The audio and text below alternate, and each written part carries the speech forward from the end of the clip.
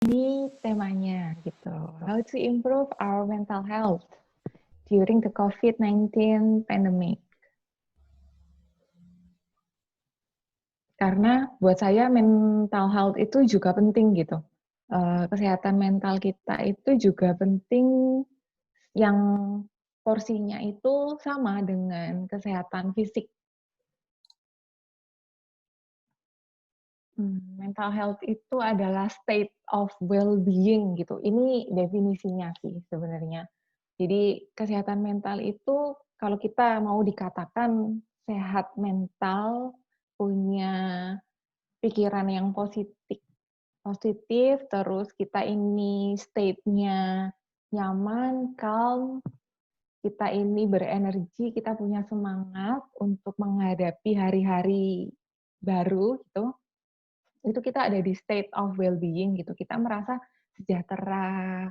Kemudian kita ini kalau dapat stres kita bisa coping gitu. Kita bisa cari cara untuk mengatasinya gitu. Kita bisa bekerja dengan nyaman. Kita bisa produktif. Daya kreatif kita jalan gitu. Dan yang paling penting adalah kita bisa memberikan kontribusi ke lingkungan kita gitu. Nah, si state mental health ini akan selalu bergerak gitu dari kiri ke kanan, kanan ke kiri gitu, sesuai sama situasi yang kita hadapi. Misalnya kalau kita di rumah, di malam hari kalau kita mau tidur gitu, mungkin state well-being kita nanti akan berarah ke positif gitu. Karena kita sudah nyaman, pekerjaan sudah selesai gitu. Sudah nggak ada pikiran lagi misalnya. Itu akan bergerak ke kanan, ke arah well-being. Yang kita sudah bisa rileks. Tapi mungkin saja waktu kita bekerja, ketemu sama parents yang maunya ini itu, ketemu sama siswa-siswa yang kadang mereka cari ulah, rame sendiri, yang membuat kita stres, jadi kita akan bergerak ke arah kiri. Gitu. Jadi dalam sehari itu, kita bisa berada di beberapa tempat dalam kontinum ini.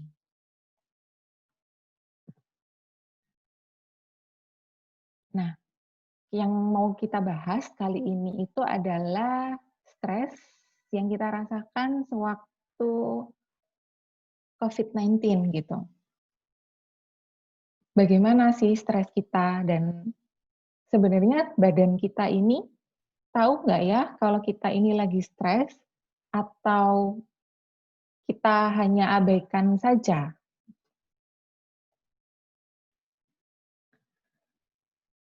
Kalau kita sudah peka, maksudnya kita tahu, oh kita capek, kita stres gitu. Yang apa sih yang harus dilakukan? Yang pertama kita perlu hadapi dulu stresnya. Ditemuin dulu stresnya. Dilihat, stresnya ini karena apa ya? Apa yang bisa saya lakukan ya? Gitu. Kalau kita sudah tahu, oh saya stresnya itu karena kerjaannya lagi banyak. Oh saya stresnya itu karena mau PMS. Oh saya stresnya itu karena relasi dengan keluarga yang nggak oke. Gitu. Baru nanti kita akan cari cara bagaimana sih caranya improve stres. Jadi stres ini tidak akan dihilangkan dan dia ini nggak bisa hilang. Yang bisa adalah stres ini kita modifikasi naik turunnya gitu. Biar jumlahnya bisa lebih sedikit. Kalau udah sedikit dan kita merasa kurang, stres ini bisa diperbanyak. Kalau kebanyakan, kita bisa buat lagi lebih sedikit. Gitu. Yang diperlukan adalah self-awareness. Kalau kita sudah paham diri kita, nanti akan mudah sekali untuk improve stresnya. Mau diatur di state yang mana stresnya. Kalau kita sudah bisa improve stress, itu akan menghasilkan possible self. Jadi kalau possible self itu, kita ini sudah produktif, kita ini sudah kreatif gitu. Nah, di dalam masa COVID ini, kalau kita sudah bisa produktif, kita kreatif, kita nanti akan bisa adaptasi ke situasi yang baru. Jadi kita mulai sama-sama bareng dengan individu lainnya yang ada di dunia ini untuk adjust ke new normal gitu. Nah, ini yang pertama, kita mau facing stres gitu. Kita perlu tahu dulu, stres itu yang kita alami ciri-cirinya apa dan situasinya apa aja. Yang ini nanti akan berbeda di setiap individu. Jadi mungkin individu A akan punya ciri-ciri stresnya yang berbeda dengan individu yang lain. Misalnya saya ini kalau lagi stres yang kena duluan adalah saya suka flu. Jadi saya sering flu kalau saya stres, kemudian kalau stresnya lagi banyak itu jerawatan atau pencernaannya terganggu. Jadi suka mules, sering ke belakang gitu.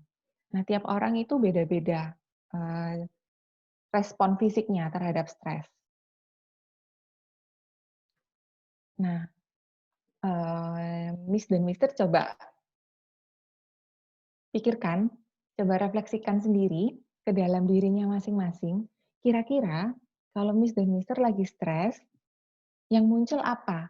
Sebagian besar itu yang muncul di thinking symptom, di fisikalnya, di emosionalnya, atau di behavior-nya gitu. Secara umum ini semua akan keluar gitu. 4 ini akan kelihatan. Dan ada beberapa yang dominan biasanya. Dan ini perlu disadari gitu agar kita bisa mencegah dan kita bisa cari cara yang sesuai untuk merespon stres ini. Kalau di thinking symptom itu ada yang overthinking. Jadi kita suka berpikir berlebihan. Nanti kalau saya nggak merespon ibu ini, dia akan jelek-jelekan saya di belakang. Nanti saya kalau nggak bantu Miss ini nggak akan bisa apa-apa nanti ngajarnya. Jadi kita overthinking dan cemasnya berlebihan. Kita pikirkan terus. Nah, terkadang kita suka buat kesimpulan sendiri, padahal itu belum terjadi. Gitu. Kemudian ada forgetful, suka lupa. Jadi misalnya hari ini kita ada 5 kegiatan, kita ada skip kegiatan ketiga atau keempat. Kesulitan untuk buat keputusan. Karena kitanya nggak fokus, susah untuk konsentrasi pada satu hal kalau kita lagi stres. Terus lebih sensitif. Kalau sensitif jadinya sense of humor kita itu menurun. Biasanya kita suka bete. Kalau yang paling suka kelihatan itu pada orang perempuan yang sedang PMS, kalau ada hal yang tidak sesuai sedikit, sudah langsung bawaannya pengen marah. Jadi sense of humor-nya kecil sekali. Gitu. Dan mulai terbawa nightmares. Jadi kadang sampai ke bawah mimpi, karena stres ini belum bisa selesai. Atau kita punya pikiran berlebih yang kita belum bisa selesaikan, jadi waktu tidur itu masih ke bawah. Kemudian ada yang di physical symptom. Yang di physical symptom ini tanda yang dikeluarkan sama badan kita. Biasanya kalau kita lagi cemas, yang keluar itu adalah kita jantungnya deg-degan. Jadi racing heart yang kadang kita nggak tahu kenapa kita deg-degan gitu. Suka pusing, sakit kepala, terus kerasanya capek, terus lelah gitu, lesu, kayak nggak punya tenaga buat melakukan sesuatu, maunya tiduran aja, maunya sandaran aja gitu. Kemudian kadang kita juga bisa berkeringat, kayak keringat dingin gitu tanpa sebab. Kemudian ada muscle tension. Muscle tension ini adalah kita tuh suka ngerasa pegel-pegel. Seperti kalau kita duduk dalam waktu yang lama, kalau kita nonton atau kita lihat laptop dalam waktu yang lama, biasanya badan kita pegel. Terutama nanti di bagian leher belakang dan pundak. Ini capek banget, tulang belakang, punggung, itu kerasa lelah sekali, pegal-pegal. Kemudian kesulitan untuk tidur, insomnia. Jadi misalnya kita sudah masuk kamar, kita sudah ready untuk tidur jam 10, tapi ternyata belum bisa memejamkan mata. Masih lihat ini, lihat itu, mikir ini, mikir itu, sampai mungkin jam 1, jam 2 kita baru bisa tertidur. Kemudian ini yang paling banyak dialami, responnya adalah bibirnya kering, suka pecah-pecah gitu. Terus suka jerawatan. Ada yang sensitif sama kulitnya, berarti kulitnya tuh ada rash kayak merah-merah, gatel-gatel gitu. Kemudian bisa basing. Basing ini kalau kita sensitif dengan area pendengaran. Jadi kita bisa dengar kayak dengungan dengungan apa ya, dengungan sound system yang lagi error, "nging" gitu. Ada kalau yang bagian organ pencernaannya yang sensitif, itu kita bisa suka diare atau sebaliknya ada konstipasi, gitu. Terus ini juga sebagian besar dialami, kita biasanya naik berat badan atau turun berat badannya secara drastis ketika kita stres, gitu. Kemudian ada yang emotional symptom. Emotional symptom ini kita bisa rasakan masing-masing gitu. Kalau thinking symptom, physical dan behavior, itu kadang kita bisa diingatkan sama orang lain. Karena sometimes ini kelihatan. Tapi kalau emotional symptoms, ini ada orang lain yang akan mengingatkan, ada juga yang kita ini bagus self control-nya. Jadi ini tidak kelihatan emotional symptom-nya. Dan kadang suka sekali orang mengabaikan adanya emotional symptom gitu.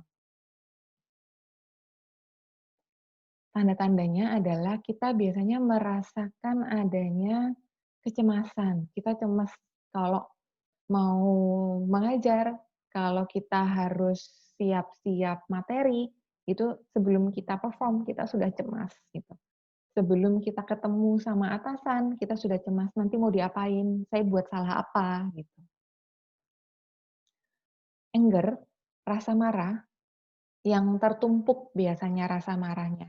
Karena kita kesulitan untuk ungkapkan atau kita kesulitan untuk ekspresi. Diri kita ini sebenarnya mau apa sih?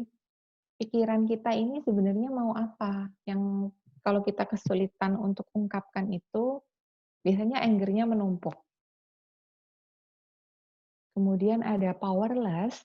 Powerless ini kayak kita merasa nggak berdaya, kita ini lemah, terus kita ini kalau sudah usaha tapi kok nggak kelihatan ya hasilnya.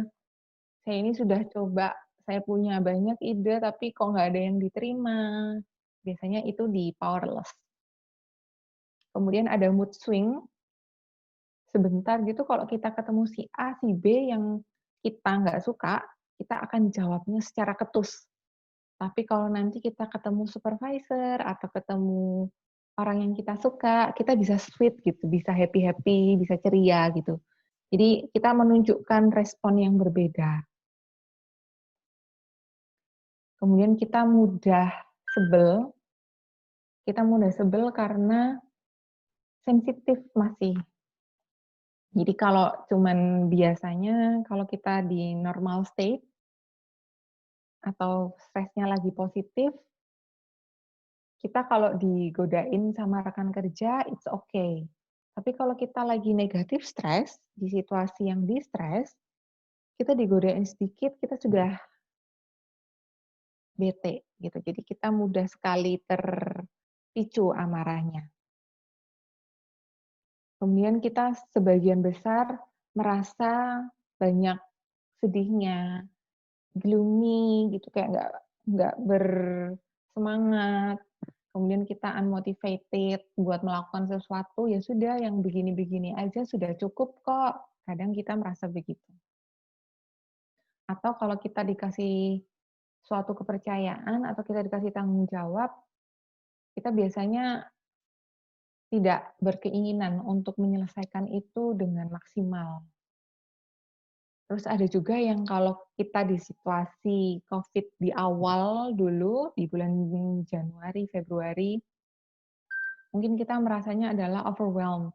Karena ini baru, gitu. Kita kayak, kok tiba-tiba datang ya, dan langsung masif gitu datangnya. Dan akhirnya kita merasa kita losing control, kita nggak punya kontrol akan hal itu. Kemudian yang behavior symptom, ini ada aggression. Jadi kita lebih, apa ya, kalau aggression kita ini merespon dengan ketus. Kita ini akan membalas sesuatu, gitu. Dan overaction. Kita biasanya kalau ngeresponnya sedikit aja atau biasa aja, yang overaction ini responnya berlebihan. Misalnya kita dengar berita kalau ada kebijakan baru dari Diknas gitu. Kalau yang biasanya kita, "Oh oke, Diknas memang begitu." Tapi kalau sekarang ditambah ada Covid sebagai stresornya, kita overaction gitu. "Gimana sih Diknasnya?" Kita sudah mengomel duluan. Dan overaction-nya kita adalah biasanya kita langsung bertindak. Kita mengeluh dulu atau kita marah-marah dulu sebelum kita memikirkan apa sih yang dimau sebenarnya sama si Diknas gitu. Alasan mereka kasih kebijakan baru itu apa? Gitu misalnya. Terus ada yang banyak tidur, ada yang sedikit tidurnya, susah tidur. Ada yang kita defensif, jadi kayak, "Apa sih kamu sok tahu deh, emangnya kamu tahu tentang aku?" Ada yang begitu. Ada yang mudah curiga, "Dia punya niat baik enggak ya? Dia akan bilang apa ya tentang aku?" Gitu. Kemudian ada yang clumsy, ini yang paling banyak sih, responnya adalah clumsy. Jadi kayak kita ini lagi jalan, tiba-tiba kita kesandung, atau kita lagi bergerak, tiba-tiba kita kejedok. Kita lagi naik motor, tiba-tiba rem mendadak, gitu. Itu karena kita lagi stres yang sometimes stresnya nggak disadarin, gitu. Kemudian ada yang nervous habit, kalau kita lagi cemas, lagi stres gitu, suka fidgeting, jadi kayak, gerakin kaki berulang gitu. Terus kita bolak-balik jalan ke kanan, ke kiri, berputar gitu, mengulang suatu perilaku lagi. Kemudian ada yang suka gigit-gigit kukunya, ada yang begitu. Nah dari Miss dan Mister, tadi saya lihat beberapa chat, sebentar, saya akan cek chat-nya. Miss dan Mister bisa, mmm refleksikan masing-masing, Miss dan Mister mengalami yang mana gitu. Oh ini sebagian besar overthinking.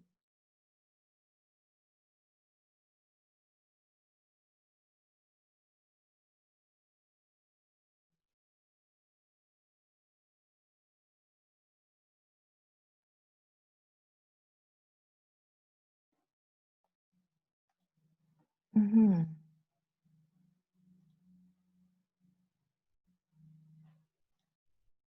Nah kalau misalnya kita ini, sudah bisa aware sama ciri-ciri stres kita, kita akan lebih nyaman sebenarnya untuk merespon nanti. Nah kalau kita sudah tahu kita stres gitu, kita ini secara sadar, nanti kita akan mikir, "Aku harus apa?" Gitu. Dan kita tahu bahwa stres ini akan membawa dampak yang negatif bagi badan kita. Kalau di berita yang sekarang kita suka dengar bahwa stres itu bisa menurunkan imun sistem, dan memang benar kalau stres itu akan menurunkan imun sistem kita, gitu. Yang perlu kita sadari ini adalah perlu di-notice simptomnya, dan kita perlu diterima dulu nih, si stresnya. Kenapa ini penting? Kalau enggak di-notice, kalau tidak dilihat, disadari dan diterima, akan efek ke badan kita gitu. Banyak bagian di dalam badan kita ini yang merespons stres secara lebih sensitif. Jadinya nanti akan larinya ke sakit fisik gitu. Ini pengetahuan aja, cuman share bahwa, oh iya kalau kita stres itu akan efeknya jelek ke fisik kita gitu. Sakitnya jadi akan melebar, jadi sakit darah tinggi lah, diabetes, sakit jantung, kita suka, eee, pegel-pegel gitu, kita flu, kita punya alergi, kita sering kram, dan banyak yang lain gitu. Dan memang kalau secara penelitian ini berefek besar pada imun sistem kita, karena si tempatnya kita limbiknya dan yang ada di dalam tubuh kita, si imun kita itu ada banyak kecil-kecil sebenarnya. Ada yang di bawah leher, ada yang di dekat tulang selangka. Nah, ini adalah imun sistem utama yang sebenarnya kita punya gitu. Dan tempat ini itu riskan banget sama stres.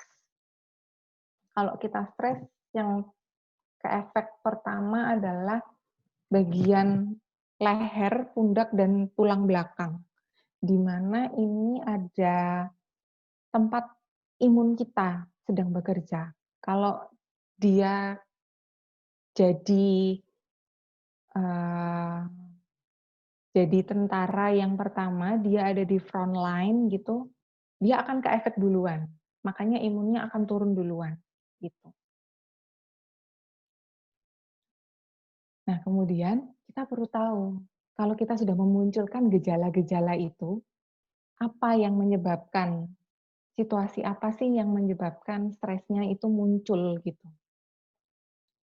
Kalau sekarang, dan kita bicara sebagai pengajar atau pendidik, yang ditahuin ya karena sekarang kita pindah tempat kerjanya.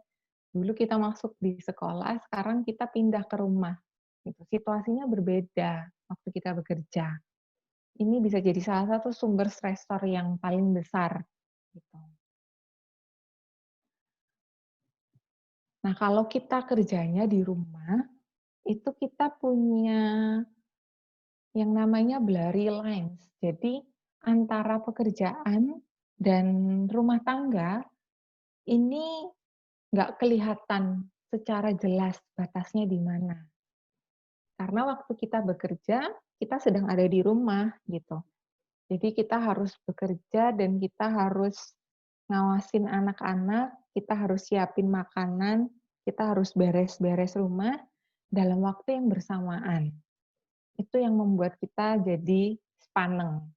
Kita pusing, kita harus apa, kita mau yang mana dulu, terlalu banyak bebannya, gitu. Terlalu banyak pekerjaan yang harus dilakukan dalam waktu yang sama. Seperti 24 jam ini kurang waktunya, gitu. Terus ini biasanya yang di area pekerjaan, yang banyak dikeluhkan. Pengajar itu banyak mengeluhkan, "Sekolah ini kayak nggak pernah berhenti deh, selalu ada aja kerjaannya." Orang tua berpikir kalau saya ini standby 24 jam dalam 1 minggu, saya ada setiap hari, saya selalu online gitu. Padahal saya itu juga perlu istirahat loh, gitu. Terus ada lagi yang bilang kalau ini itu tantangannya terlalu besar. Saya tidak terbiasa untuk duduk dan lihat laptop seharian, untuk harus standby jawab seharian. Terus yang paling banyak lagi adalah saya nggak terbiasa dengan teknologi ini, dengan teknologi yang baru. Saya harus pakai Zoom lah, saya harus pakai Classroom lah, saya harus pakai Google Meeting, saya harus pakai Padlet, saya harus pakai Microsoft Teams, atau saya mau pakai apa, gitu. Saya nggak familiar sama teknologi yang baru ini. Yang nanti Miss dan Mister akan ditenangkan oleh Mister Tri yang akan mengajarkan aplikasi yang baru, gitu. Kemudian ada yang merasa badannya capek banget gitu kan, kalau kita harus duduk, lihat laptop, kita harus duduk tegak, kita harus pertahankan postur badannya gitu. Jadi ini tense banget, badannya tegang, kaku-kaku gitu. Terus banyak kebijakan-kebijakan baru, banyak tugas-tugas baru yang tiba-tiba datang. Mungkin banyak Miss dan Mister merasa, "Aku belum siap, kenapa tiba-tiba ini harus dilakukan? Kok banyak banget yang harus kulakukan dalam satu kali waktu?" Gitu.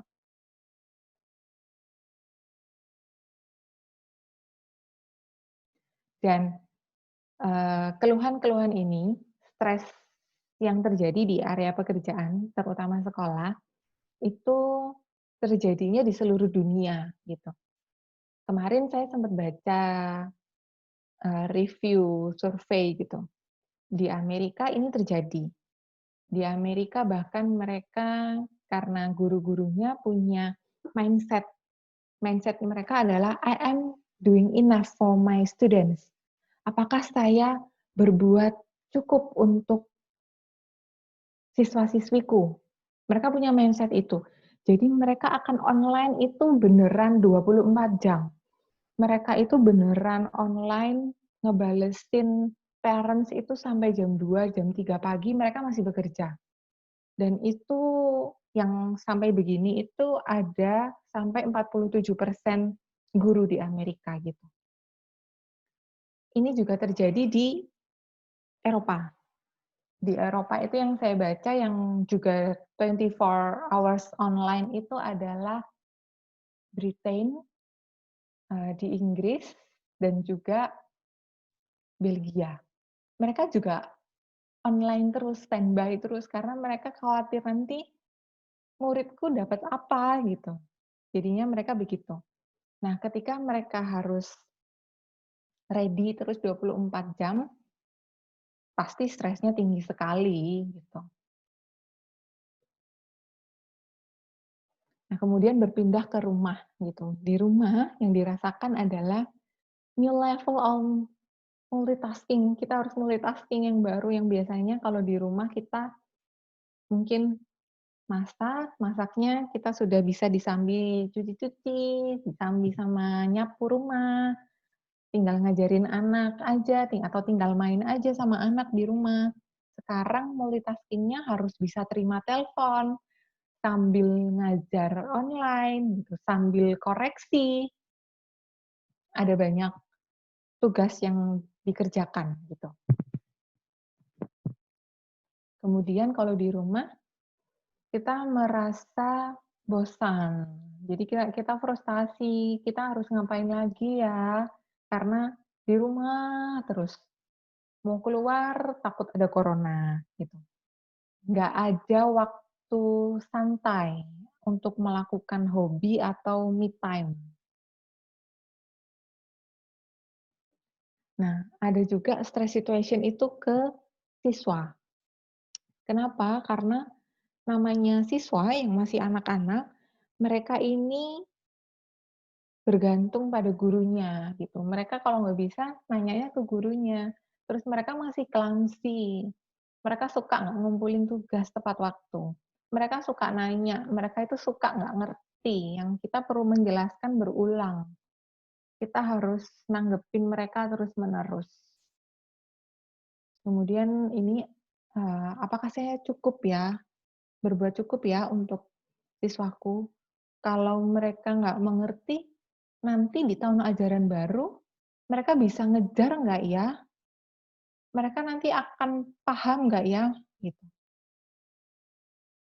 Terus nanti mereka mau jadi apa kalau mereka nggak belajar hal ini?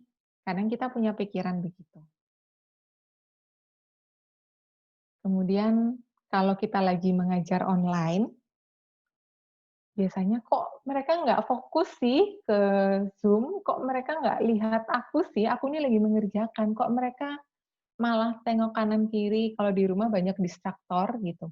Atau mereka malah chat sama temennya masing-masing, atau mereka suka bergerak, pergi terus nanti balik lagi, terus saya khawatir kalau mereka ketinggalan pelajaran. Terus beberapa guru juga mereka rindu untuk lihat wajah muridnya secara langsung. Kalau yang di TK biasanya kita suka peluk gitu. Terus lihatnya tuh bisa face to face, kalau sekarang kita lihatnya via laptop gitu. Cuman online aja, itu yang dirindukan. Kemudian ada stres dari Covid, untuk beberapa orang yang punya kecemasan yang tinggi, terutama kecemasan terhadap kesehatan gitu. Jadi mereka biasanya cemas kalau nanti bagaimana dengan kesehatanku? Kalau aku ketularan nanti gimana ya gitu. Can I survive this? Gitu. Terus tentang physical distancing. Ini seperti yang kita tahu sebenarnya kalau kita lagi keluar rumah, lagi belanja, atau kita lagi pergi berangkat kerja gitu, di Surabaya kan masih rame gitu.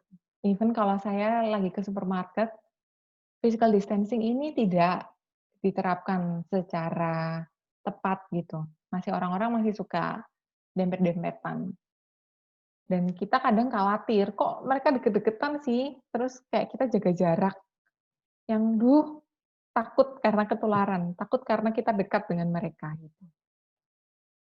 Kemudian ini situasinya, situasi pandemik ini uncertainty, jadi kita nggak tahu kepastiannya bagaimana dan ini sampai kapan gitu. Dan itu yang memunculkan rasa takut berlebihan terhadap situasi ini gitu. Ini yang perlu kita aware, kita stresnya karena apa gitu. Ini adalah beberapa contoh yang bisa saya gambarkan ke Miss dan Mister gitu. Dan mungkin Miss dan Mister punya situasi stresnya masing-masing, yang perlu Miss dan Mister ketahui situasi stresnya. Kalau kita sudah tahu, kita nanti bisa improve gitu, stresnya mau diapain.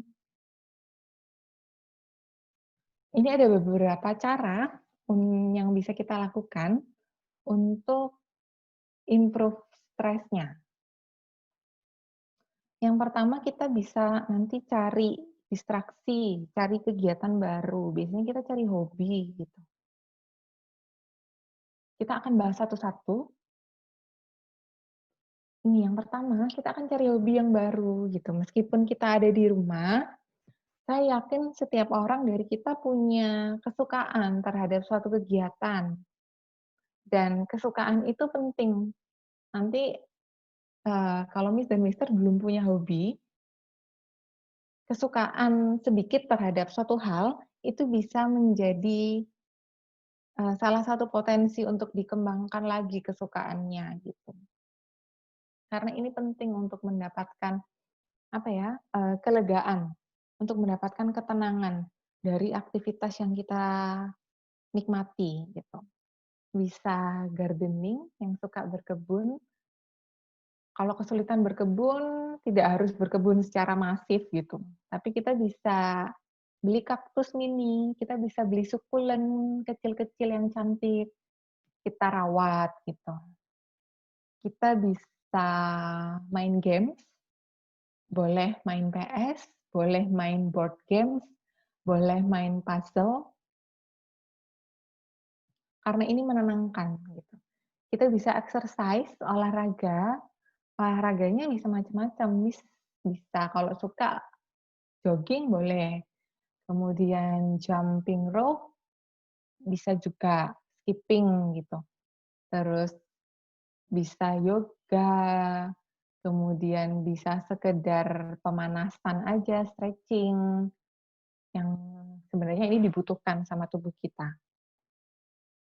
Yang suka art and craft juga boleh, kalau mau buat boleh menggambar, boleh knitting, kemudian kalau yang suka craft boleh buat sesuatu,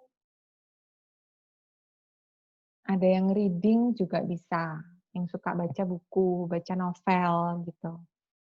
Nonton film, nonton drama, dengarkan musik, memelihara peliharaan baru. Nah ini, eee, beberapa contoh aktivitas gitu yang bisa dilakukan dan Miss dan Mister bisa cari-cari aktivitas apa yang disuka, atau aktivitas apa sih yang ingin dicoba, itu juga bisa dilakukan.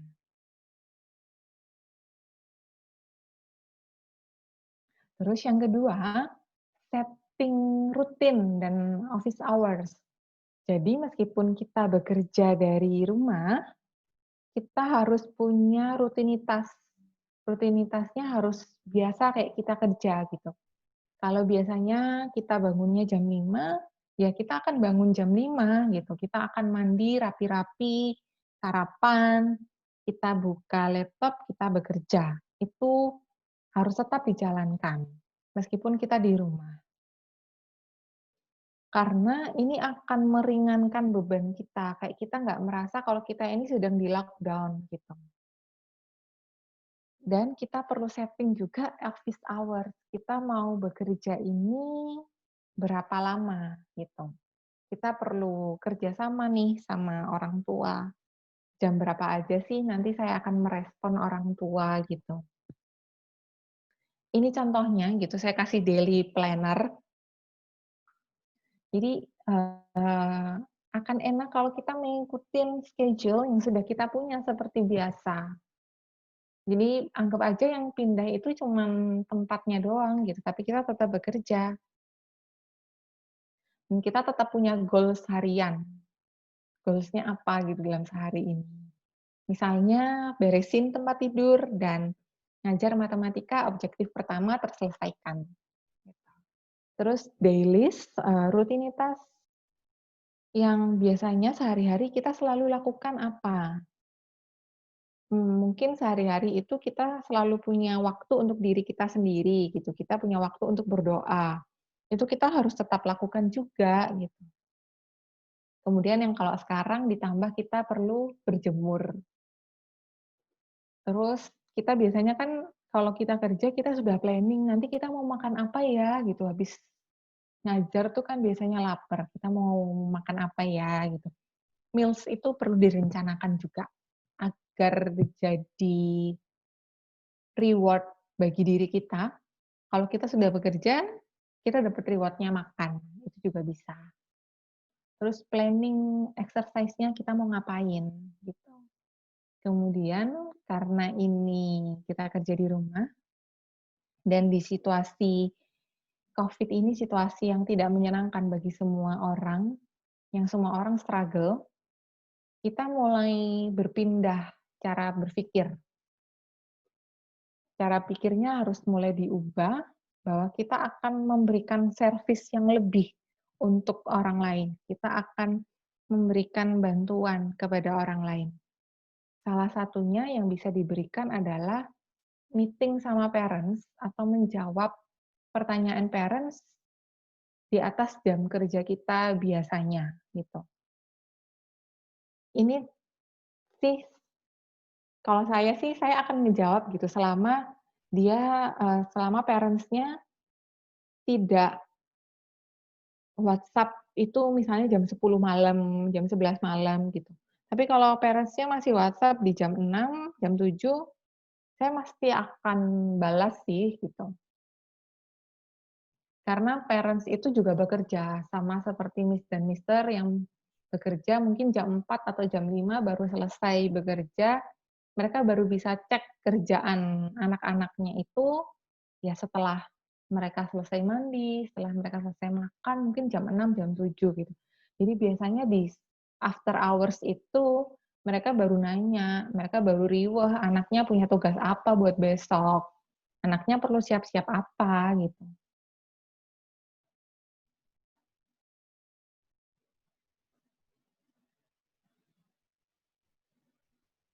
Terus yang ketiga, adalah mengontrol hal-hal yang kita bisa kontrol. Yang lain yang kita tidak bisa kontrol, ya sudah abaikan saja, gitu. Ini contohnya, jadi ada hal yang bisa kita kontrol, kita akan fokus di situ. Dan ada hal yang saya tidak bisa kontrol, akan saya abaikan, akan saya relakan hal itu. Ada beberapa hal yang bisa kita kontrol, misalnya cara kita berpikir, sikap kita, itu kita bisa atur. Kata-kata yang akan kita ucapkan, perilaku yang akan kita tampilkan, usaha yang akan saya keluarkan, kemauan saya untuk membatasi media sosial, kemauan saya untuk menemukan hal baru, menemukan kesenangan meskipun ada di rumah, perasaan-perasaan saya, bagaimana saya akan menaati atau mengikuti suatu aturan atau suatu panduan. Itu hal-hal yang bisa saya kontrol, yang dalam diri kita itu bisa dikontrol, gitu. Kalau ini bisa kita kontrol, ya sudah saya akan fokus di situ. Saya akan fokus untuk set positive thinking, gitu. Saya akan fokus untuk berusaha maksimal mengerjakan tugas saya. Itu kita bisa lakukan. Dan ada hal yang kita tidak bisa kontrol. Bagaimana perilaku orang lain, kapan pandemi ini akan berakhir, apa yang akan terjadi besok, apa yang akan terjadi bulan depan, apa yang orang lain pikirkan, apa yang orang lain post di media sosial, cuaca, masa lalu, itu kita nggak bisa kontrol. Kalau kita nggak bisa kontrol ini, daripada membuat stres kita, yang akan kita pikirkan secara terus-menerus, jadinya kita overthinking, lebih baik ignore saja, gitu. Agar kita nggak kepikiran.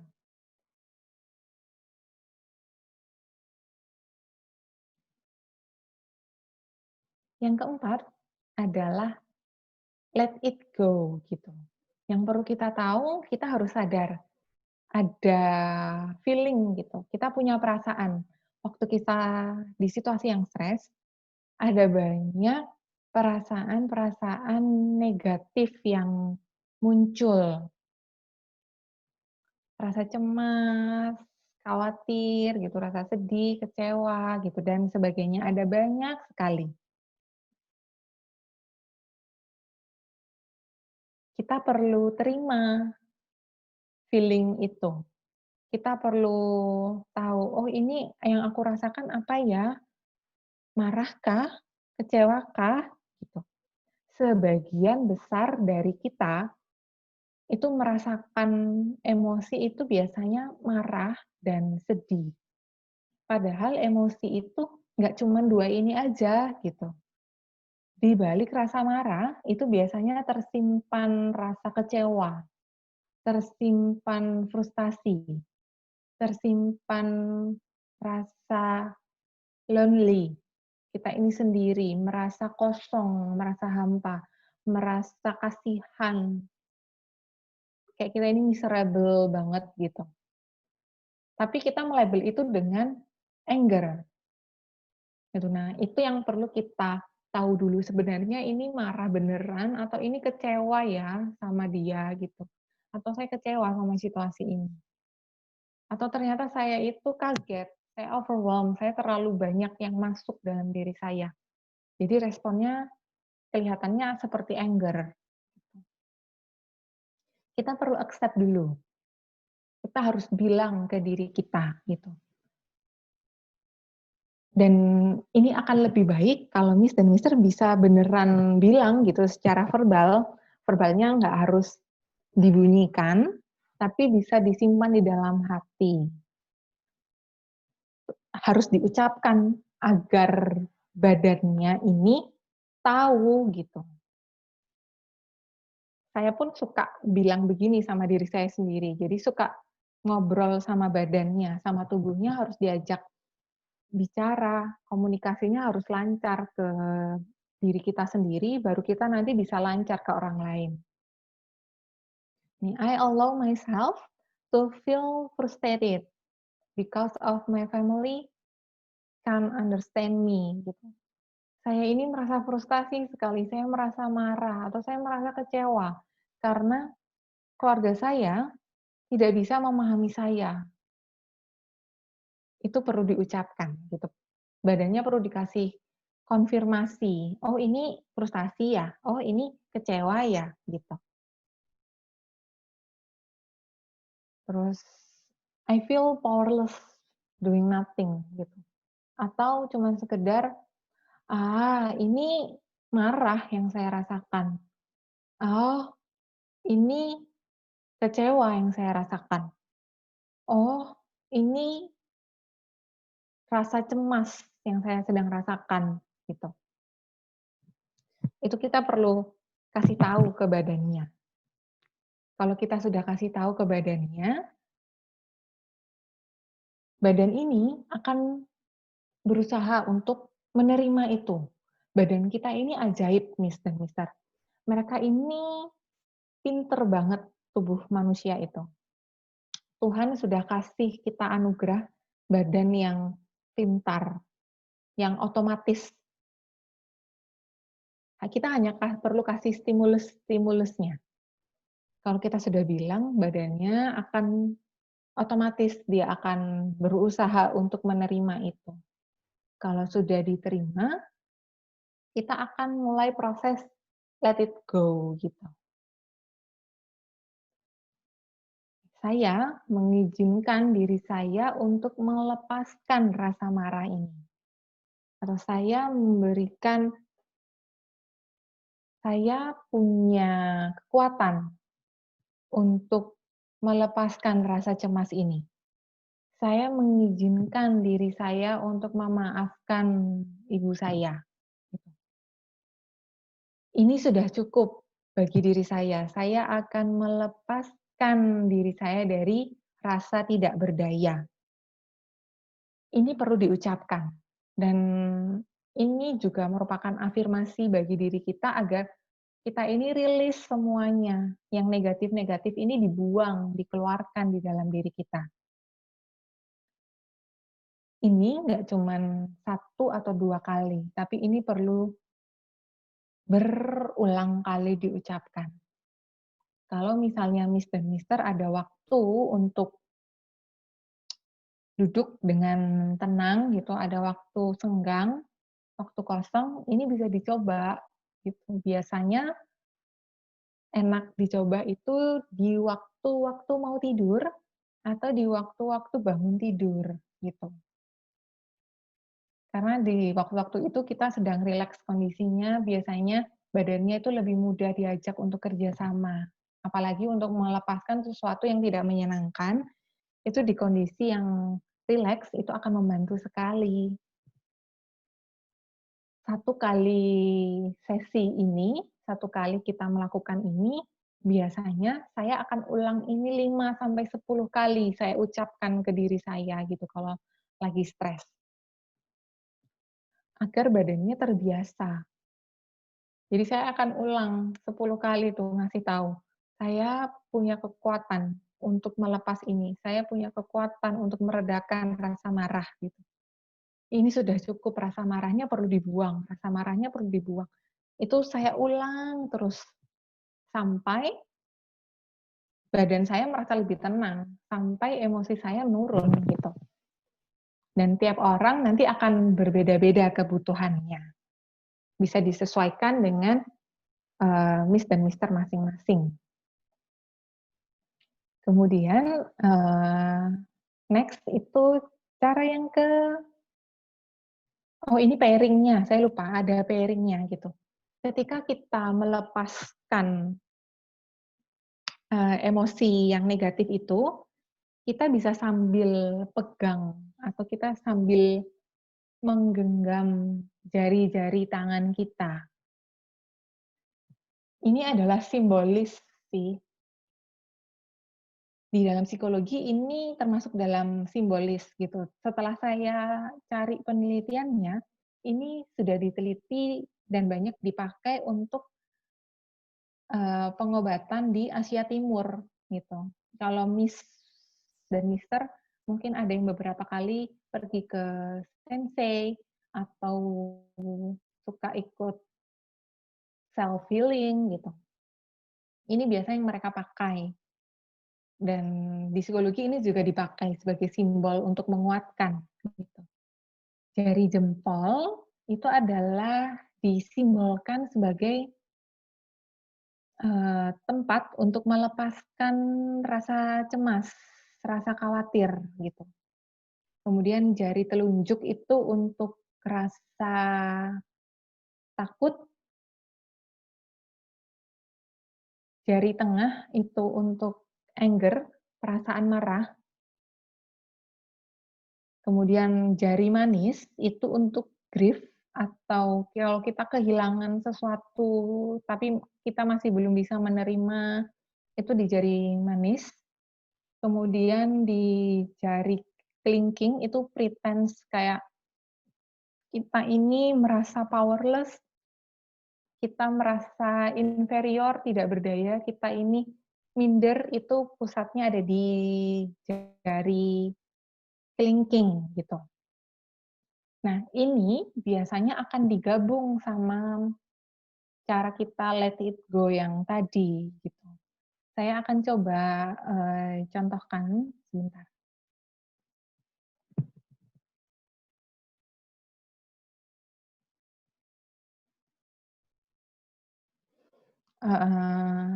Biasanya begini Miss dan Mister caranya. Kalau kita mau pakai yang let it go itu, ini kan kita selalu punya jari, boleh yang kanan, boleh yang kiri, senyamannya Miss dan Mister gitu. Jadi sambil digenggam sih biasanya. Kalau saya sukanya adalah menggenggam tangan kanan, tapi boleh juga menggenggam tangan kiri gitu. Kalau saya lagi cemas gitu, saya suka genggam ini dan boleh digenggam aja gitu, sambil digenggam, sambil bilang sama dirinya sendiri, "Oh, ini rasa cemas. Oh, aku lagi cemas." Dan bilang kalau, "Saya punya kekuatan untuk melepaskan rasa cemas ini. Saya mengizinkan diri saya untuk melepaskan rasa cemas ini." Waktu saya belajar ini, saya pertamanya kayak mikir gitu, ngefek kah waktu saya menggenggam jari ini dan saya ngomong itu, gitu. Tapi ternyata ngefek gitu. Kalau saya baca literaturnya dari pengobatan Asia Timur, pengobatan tradisional yang biasanya dipakai di Cina, Jepang, dan Korea, itu ternyata di sini ada sumber titik titik akupunturnya, acupressure-nya ada. Di sini itu di rasa cemas gitu. Nah, kalau mereka biasanya yang pengobatan di Asia Timur itu tidak sekedar digenggam, tapi mereka sambil dipijat gitu, untuk menenangkan. Karena di sini pusat acupressure-nya untuk rasa cemas. Di pijatnya arahnya masuk ke dalam, arahnya masuk ke area jantung. Jadi aliran darah kita kan masuk ke jantungnya gini. Jadi ini dipencetnya ke dalam gitu. Begitu juga kalau kita sedang marah. Kalau marah kan yang digenggam adalah jari tengah. Jadi jari tengahnya yang dipegang gitu, yang dipencet jari tengahnya, yang dipijat gitu. Nah, ini sebenarnya efektif kalau kita lagi mendampingi saudara kita atau keluarga kita yang sedang sakit. Karena individu atau orang yang sedang sakit itu, mereka cemas, mereka bisa sembuh atau enggak. Fears-nya tinggi, gitu. Jadi biasanya kalau saya mendampingin orang sakit, lima-limanya saya pencet. Karena kadang ada beberapa orang yang belum aware, ini jenis perasaan apa, gitu. Jadi saya suka semuanya aja deh, gitu. Nggak fokus ke satu aja, tapi semuanya. Agar ya mereka bisa rilis semua, gitu. Itu salah satu cara yang bisa dipakai, gitu.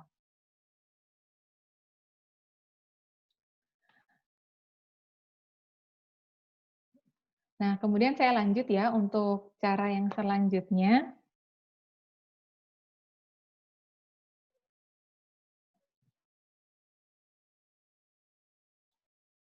Nah, yang selanjutnya adalah self-care, gitu. Penting sekali untuk merawat atau memberikan perhatian ke diri kita sendiri. Kalau anak muda sekarang bilangnya pampering myself. Jadi badannya ini perlu didandanin gitu. Perlu dibuat cantik, perlu dibuat ganteng. Ini penting sekali.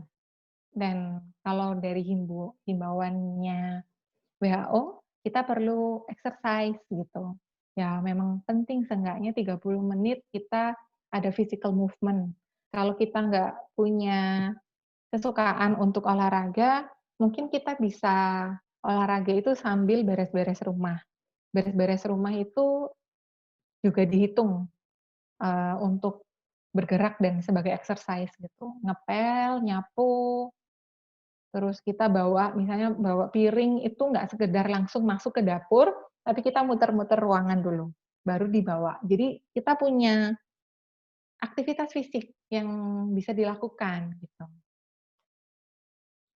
Naik turun tangga, gendong anak, stretching, kalau nggak suka olahraga, seenggaknya kita wajib untuk stretching, agar badannya nggak kaku-kaku, nggak pegel-pegel. Kalau stres yang utama itu kan di bagian leher, pundak, dan punggung belakang. Itu perlu di-stretch agar bisa menurun efeknya yang kita rasakan gitu. Stretching ini teman-teman, Mister bisa cari sebenarnya panduan 10 minutes yoga for beginner atau panduan stretching di video di YouTube juga banyak sebenarnya yang kita bisa lakukan. Kemudian kita perlu tidur yang cukup 8 sampai 9 jam tidur malam. Kemudian kalau Miss dan Mister sempat mau ada power nap di siang hari juga boleh gitu. Tapi tidur ini penting sekali, apalagi untuk Miss dan Mister yang punya yang punya karakteristik stres cenderung untuk clumsy. Jadi kalau jalan tiba-tiba kesandung, kalau lagi bergerak tiba-tiba kejedok meja lah, terus sikunya kena apalah gitu, kakinya kejedok kursi lah, apa gitu. Yang suka sulit untuk konsentrasi, tidur yang cukup ini akan sangat membantu sekali, gitu. Kemudian ada healthy food, jadi kita harus makan yang seimbang, balance diet-nya. Dengan minimal itu 2 serving sayur dan buah, gitu. Saya sempat penelitian ke anak-anak dan orang tuanya terkait dengan perilaku makan, terutama pada anak yang obesitas. Kenapa mereka kok nggak suka makan buah dan sayur ya, karena orang dewasa yang ada di rumah itu juga nggak suka makan buah dan sayur, gitu. Padahal itu balance diet yang baik sekali untuk meningkatkan sistem imun kita, terutama di masa pandemik yang sekarang, gitu. 2 serving itu sekitar 500 gram buah dan sayur dalam sehari. Jadi kita makan 2 apel, oke, kita makan 20 biji anggur, 20 biji duku, 20 biji tomat cherry, 3 buah tomat, tomat buah yang biasa kita pakai buat nyambel atau yang biasa kita cemilin, itu boleh gitu. Jadi dalam sehari ada porsi yang direkomendasikan agar badan kita bisa sehat gitu. Kemudian ada me time, setidaknya 20 sampai 30 menit dalam satu hari, itu kita punya waktu khusus buat diri kita gitu. Untuk melakukan hobi boleh, untuk refleksi diri boleh, untuk gratitude juga bagus, gitu. Eee, ini, me time-nya, me time kita itu untuk orang yang suka bekerja, atau untuk orang yang pekerjaannya padat jamnya, kita bisa setting tempat kerja kita, gitu. Meskipun rumah kita kecil, kita masih misalnya harus selalu bersama dengan anak, gitu, tapi seenggaknya kita bisa setting loh ruangannya, kasih dekorasi ruangannya dihias. Kalau Miss dan Mister, nggak suka duduk di kursi, maunya pakai bantal, boleh gitu. Atau kalau misalnya ruangannya tertutup, jendelanya kalau dibuka di Surabaya ini panas banget, Miss dan Mister bisa tambahkan seenggaknya sesuatu yang hijau. Kasih bunga kah, kasih tanaman yang sulur-sulur itu, agar kalau kita melihat yang lain, mengalihkan pandangan dari laptop kita, dari screen ini, kita bisa melihat sesuatu yang menyejukkan mata, gitu. Kita boleh bawa snack, kopi, teh, jus, untuk menemani kita bekerja, gitu.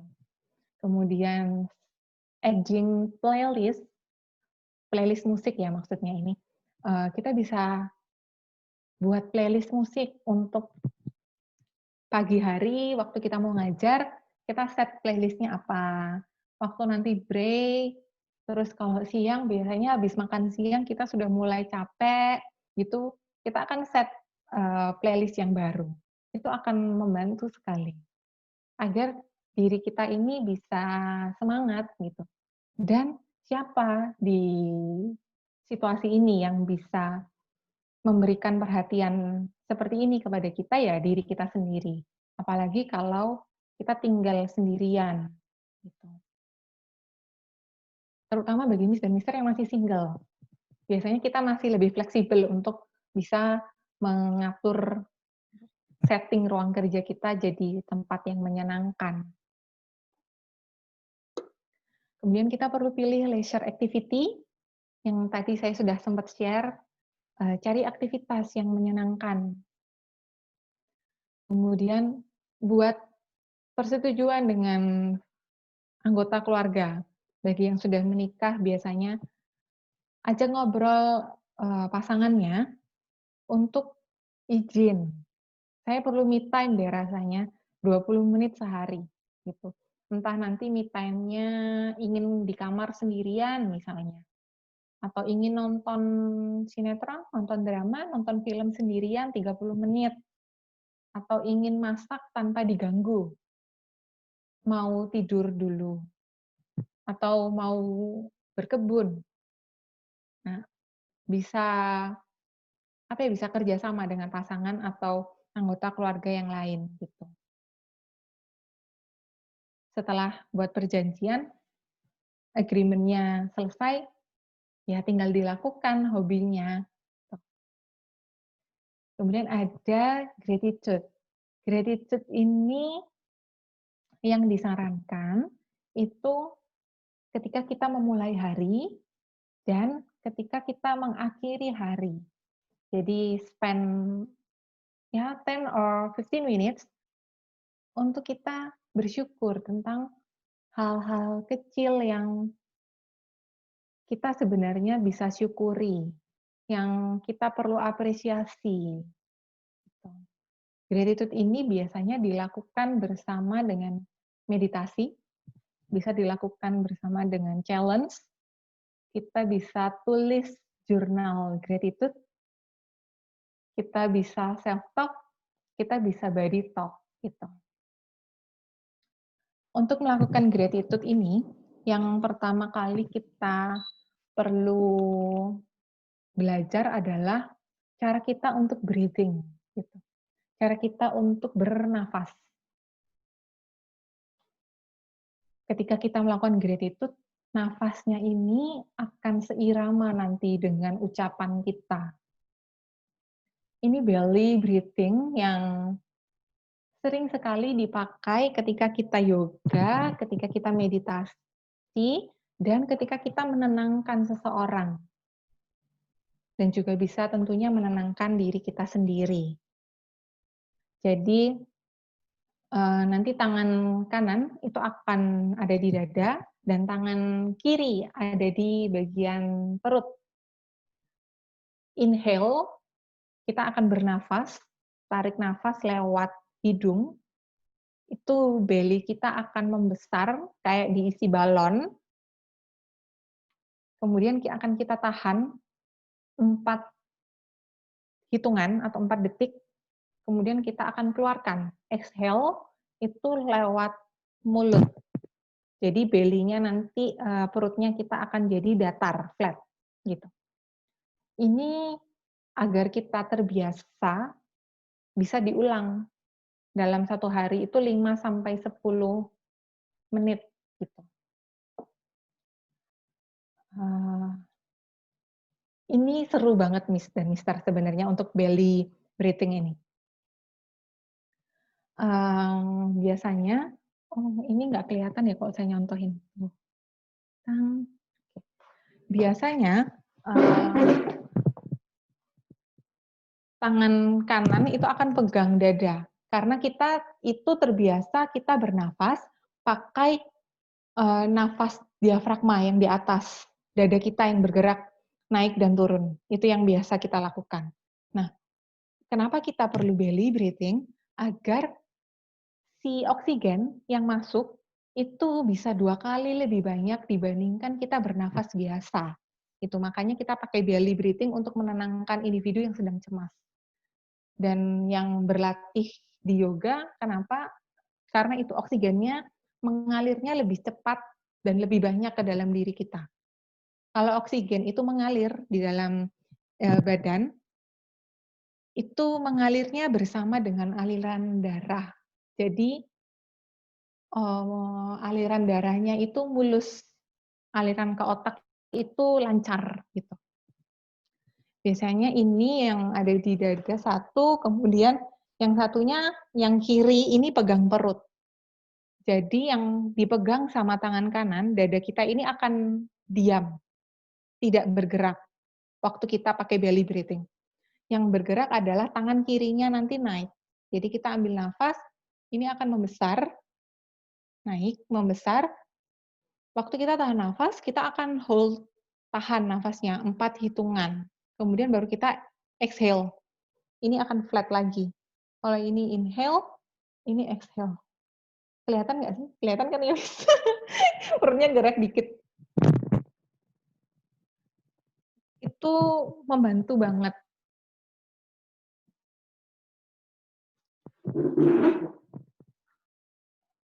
Dan waktu kita lakukan belly breathing ini, biasanya kita akan memperpanjang cara kita untuk bernafas. Tadi yang pertama kan kita 4 detik, nanti akan diperpanjang jadi 5 detik, akan diperpanjang lagi jadi 6 detik, akan diperpanjang lagi 7, biasanya 8 kalau sudah terbiasa. Kalau sudah terbiasa nanti kita nggak perlu pegang begini lagi, gitu.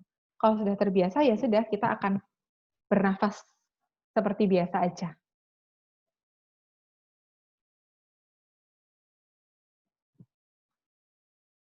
Eee, Kapan ya? Oh, besok. Besok kalau kita ada waktu luang, kita bisa coba ini, Miss dan Mister. Jadi Miss dan Mister kalau misalnya di rumah, bisa pakai baju yang longgar atau baju yang enak, nanti kita bisa gratitude act bersama, gitu. Kita bisa coba.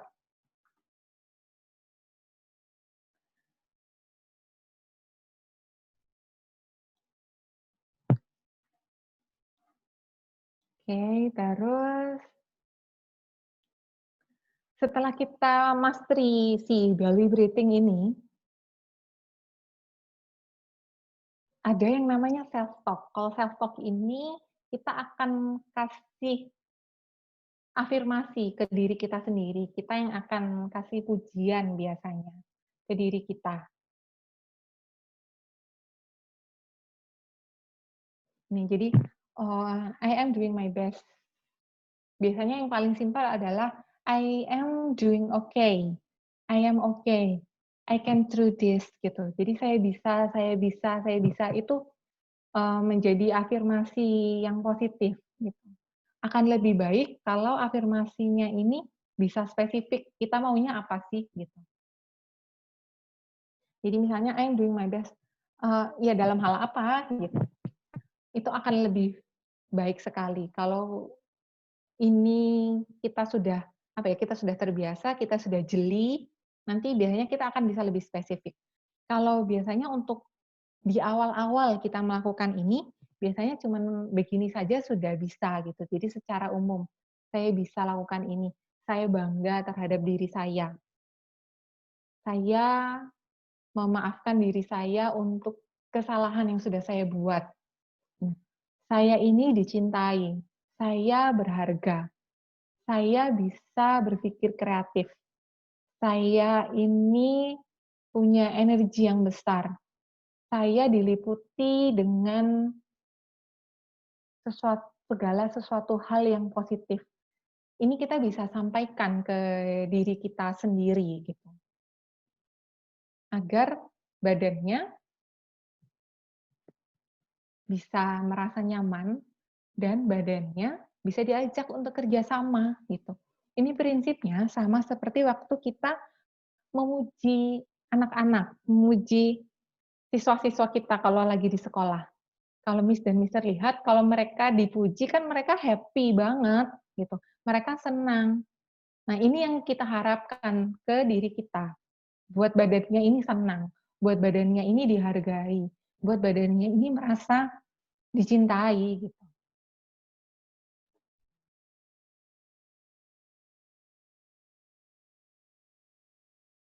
Terus ada yang body talk. Body talk ini yang saya contohkan ini adalah body talk yang dasar sekali, yang biasanya dipakai untuk awam gitu. Akan ada grading body talk sampai ke tahap yang lebih spesifik, yang caranya akan berbeda lagi. Ada banyak versi juga gitu. Yang saya ajarkan ini adalah yang biasanya mudah untuk dilakukan banyak orang gitu. Ini tuh seperti kita bercerita terhadap diri kita sendiri dan kita berterima kasih atas apa yang sudah badan ini lakukan gitu. Ini yang biasanya saya lakukan kalau malam mau tidur gitu. Jadi biasanya saya akan puji diri saya gitu.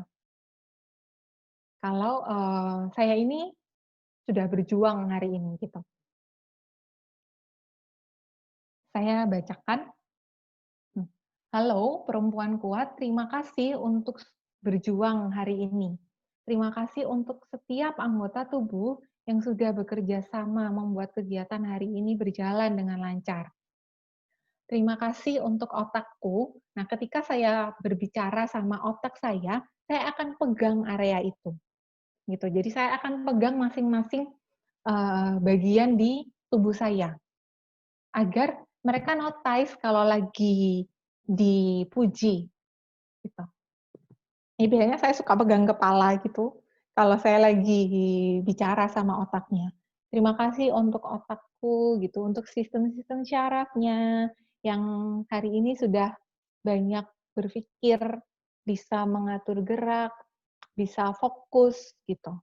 Terus biasanya kalau saya urutkan dari atas sampai ke bawah. Habis otak itu ada rambut.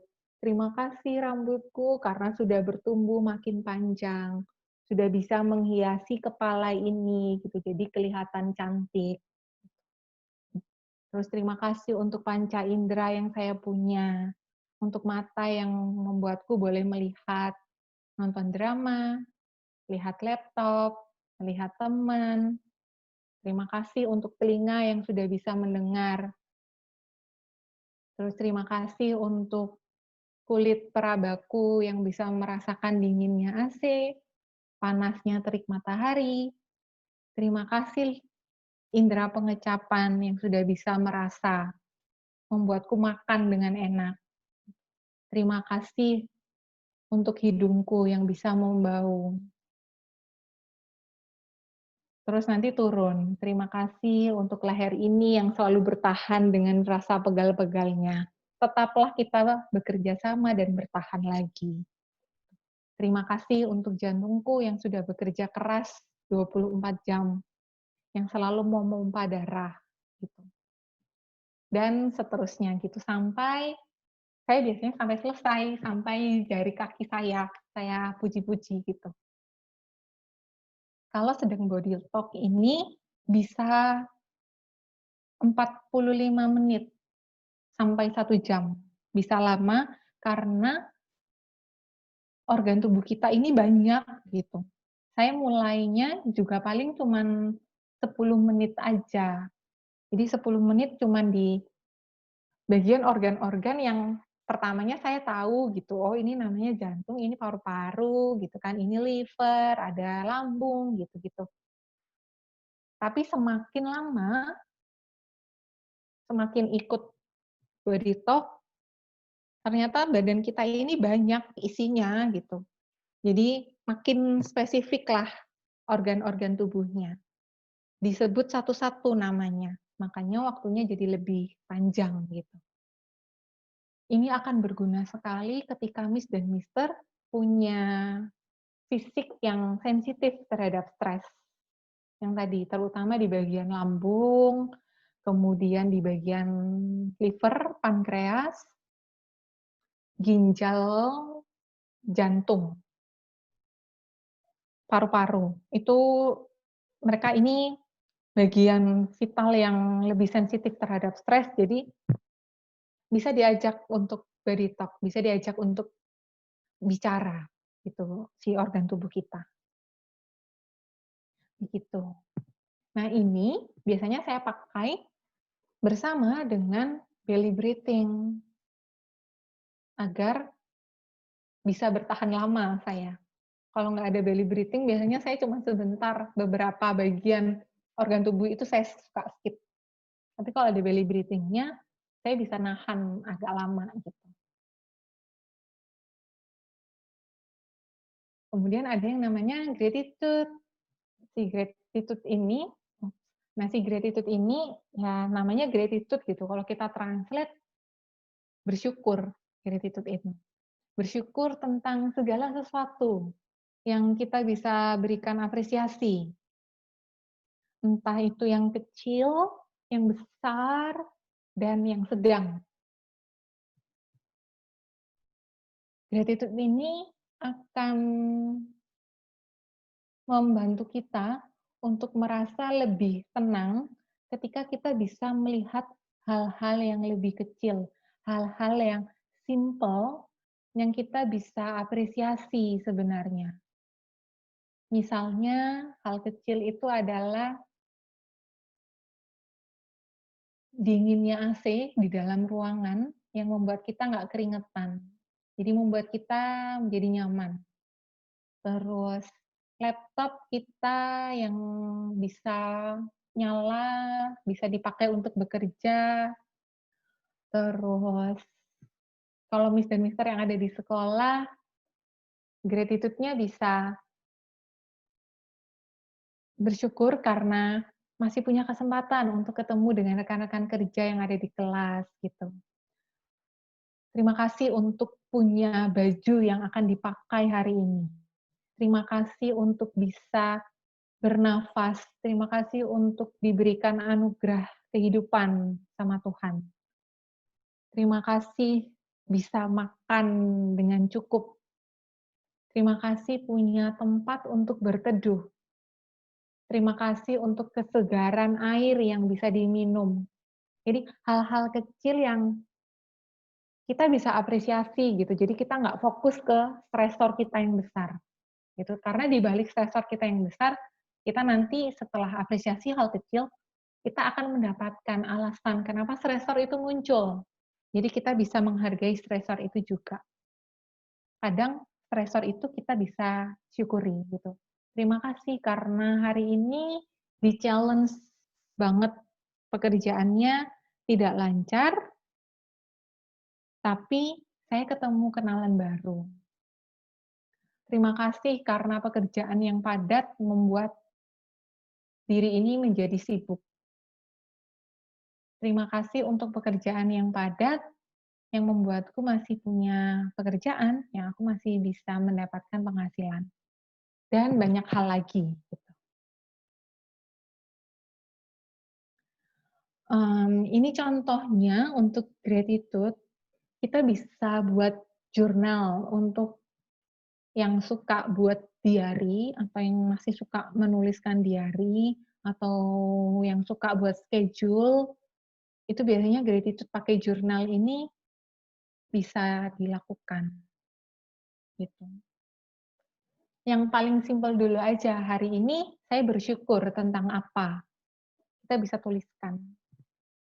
Terus nanti baru yang pakai yang list ini karena lebih banyak gitu. Dan saya suka lakukan challenge. Ini yang saya lakukan bulan lalu. Jadi saya suka lakukan ini, kenapa saya kasih challenge, saya ikutin, karena kalau saya lakukan sendiri, kadang nggak dilakuin gitu ini.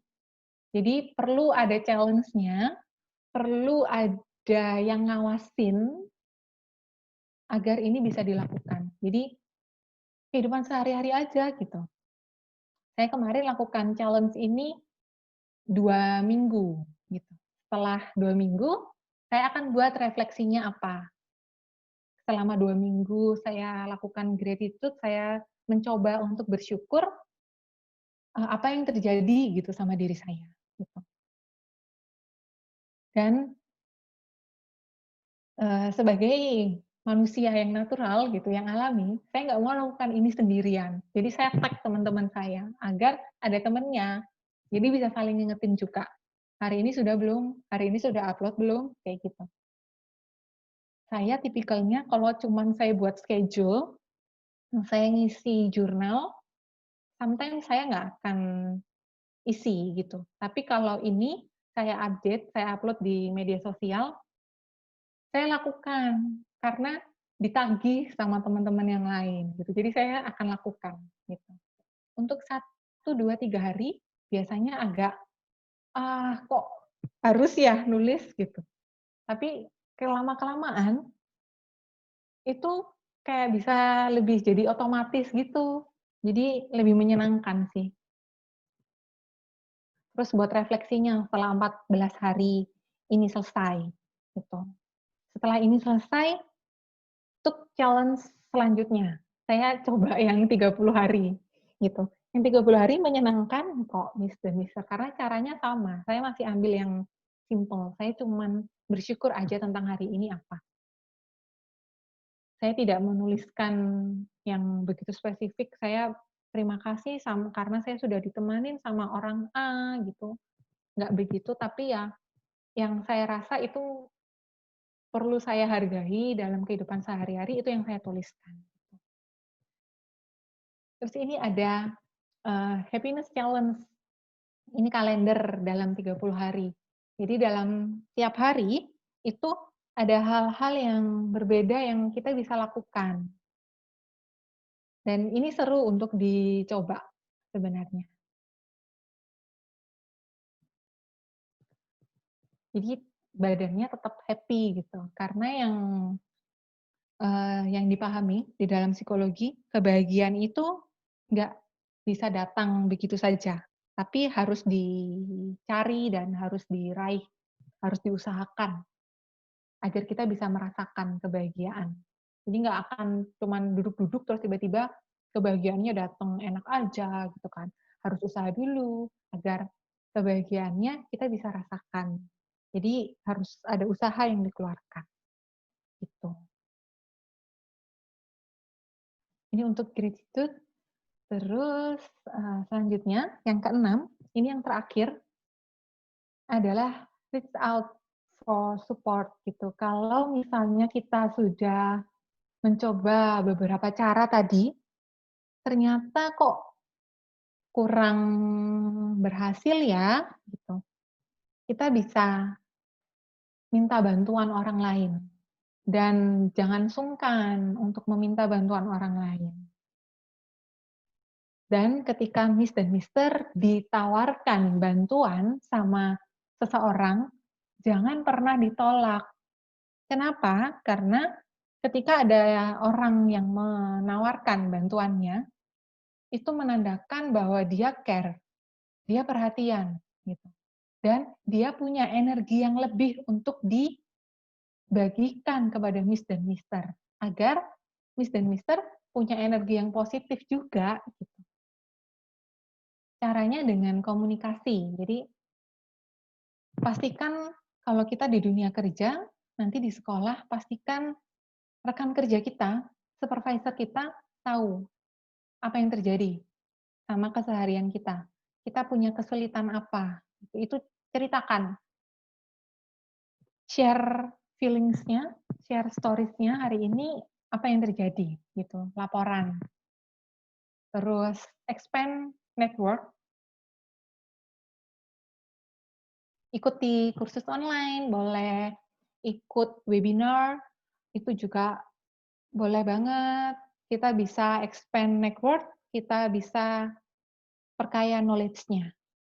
Kemudian pastikan bahwa orang terdekat Miss dan Mister tahu perasaan yang sedang dirasakan. Tahu kalau lagi dalam kesulitan, tahu kalau lagi happy, gitu. Dan sekarang sudah banyak media platform yang kita bisa pakai untuk connect dengan teman-teman, dengan keluarga, gitu. Nah, kalau misalnya kita berkomunikasi dengan individu di sekitar kita ini masih dirasa kurang juga, bisa kita cari support dari profesional, gitu. Ini saya kasih asosiasi psikolog sekolah yang ada di Surabaya, ini free, jadi Miss dan Mister bisa tinggal telepon atau via WA, gitu.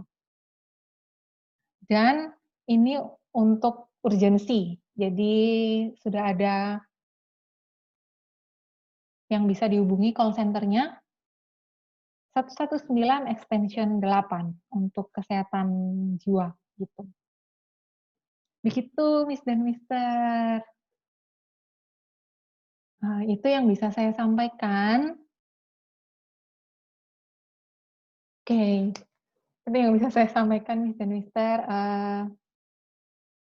semoga bisa diterima gitu, semoga salah satu dari cara untuk mengatasi stres yang saya sharing-kan bisa sesuai sama karakteristiknya Miss dan Mister. Saya waktu buat ini, saya berusaha sih untuk menyesuaikan karakteristiknya Miss dan Mister dari kuesioner yang sudah saya kemarin Miss dan Mister minta isi itu. Yaitu dan setiap individu akan punya cara atau pendekatan yang berbeda-beda gitu. Jadi yang mau saya pesankan adalah jangan pernah membandingkan diri Miss dan Mister dengan orang lain. Karena kalau kita bandingkan, nggak akan ada habisnya. Kalau Miss dan Mister lihat iklan, rumput tetangga itu selalu lebih hijau gitu. Karena mereka menyiram, rumput mereka itu sama mereka disiram sendiri. Kalau rumput kita kadang nggak disiram. Gratitude pun kita bersyukur dengan skala yang kecil pun kadang kita enggak. Nah, kalau rumput kita tidak kita siram, terus bagaimana mau hijau gitu. Jadi menurut saya jangan pernah membandingkan karena situasi kita itu berbeda satu sama lain. Cukup kita apresiasi apa yang terjadi di dalam diri kita tanpa kita bandingkan. Oh, dia kok lebih untung ya? Iyalah, dia kan rumahnya lebih besar. Iyalah, dia punya kendaraan yang bisa dipakai untuk sekolah. Jangan pernah membandingkan itu. Begitu juga dengan kemalangan, kesedihan, jangan pernah Miss dan Mister bandingkan. Waktu kita bersyukur, akan lebih baik kalau ya sudah kita cukup bersyukur aja gitu. Oh, terima kasih karena aku masih boleh sehat, karena aku masih bisa berjalan, karena aku masih boleh berlari. Jangan dilanjutkan. Terima kasih karena saya sudah boleh berjalan dibandingkan sama Bapak A yang duduk di kursi roda. Jangan begitu. Tapi cukup sama diri Miss sendiri aja. Bersyukurnya apa? Dari saya cukup itu aja, Miss dan Mister. Nanti kita akan ada break dulu kan ini. Kemudian nanti kita akan lanjutkan. Saya minta tolong Miss dan Mister untuk siapkan gambarnya. Saya kemarin sudah email, harusnya pagi ini sudah diterima tadi emailnya. Nanti kita akan bahas. Gitu. Oke. Terima kasih. Ya, terima kasih Miss Jessica atas pencerahannya di pagi hari ini. Banyak sekali yang kita dapatkan. Sekarang kita break dulu. Nanti jam 10 ya, kita kembali lagi stay online dan mengikuti sesi kedua dari Miss Jessica. Ya, have a nice break, Miss atau Mister. Oke? Okay, see you. See you.